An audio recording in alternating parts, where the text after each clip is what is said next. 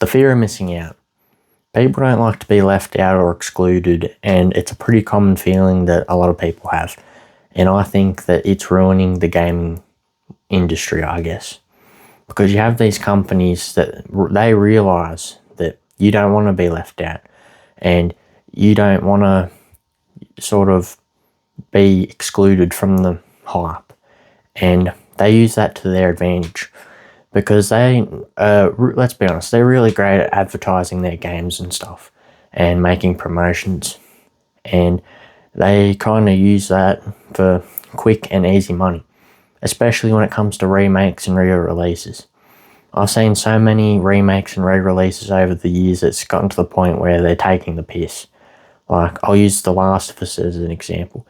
It got released on the PS3, went to the PS4 as a remaster, then went to the PS5 as a remake, and even Part 2 was released on the PS4 and then got remastered on the PS5. Now, that honestly didn't need to happen at all. The number one was fine just the way it was on the PS4, and Part 2 completely fine the way it was. It did not need the remaster at all. Even Assassin's Creed Black Flag, that came out the other day, and people have got a lot of hype around it.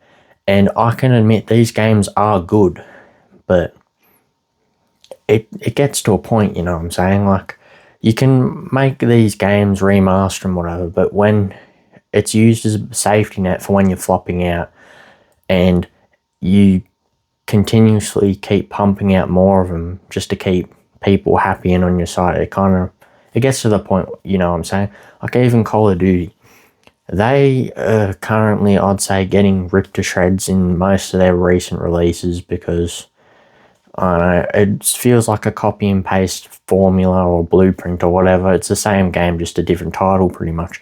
So they ported Black Ops 1 and 2 to the PS5, and now it's blowing up with a lot of hype around it because they're just using nostalgia and the memories of playing them to get your money, basically. Now, I'm not saying don't buy these games, because I do understand that, you know, they are good games, and I don't know, it might sound like I'm contradicting myself, but I'm not saying they can't remake them. I'm just saying that they need to sort of dial down the amount they're doing it, if you can get what I'm saying, because I've seen games over the years that don't need remakes, they don't need re-releases, all that sort of stuff, and they end up doing it anyway. It's just, you can kind of understand what I'm saying.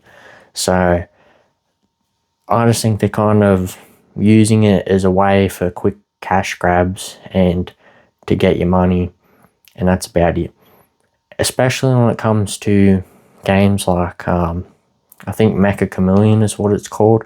That, to me, is kind of just like a perfect example of the fear of missing out thing in action. Because let's be real, the game might be fun and all that for as long as the trend lasts, but as soon as that dies off and no one wants to play it anymore, you're never going to play it again. And it'll be a waste of money at that point, because you're not going to play it again, and after the month or whatever it was trending, that's just basically it, because you're just scared of missing out on the trend and you wanted to play with your friends and stuff. I just think that, I don't know, you might agree with me, disagree with me, whatever, but I think we've got to get back to the point where we kind of just release games, new games normally, and we stop pressuring people into thinking they're missing out on something great. Like even GTA 6, for an example, there's so much hype over that thing. People don't want to miss out when it releases. You got people talking about taking so much time off work when it comes out just to play it and all that stuff, that you got people pre-ordering it months before the game's even out, and who knows if that will get pushed back or not. And the price of it is really pretty high for a game, and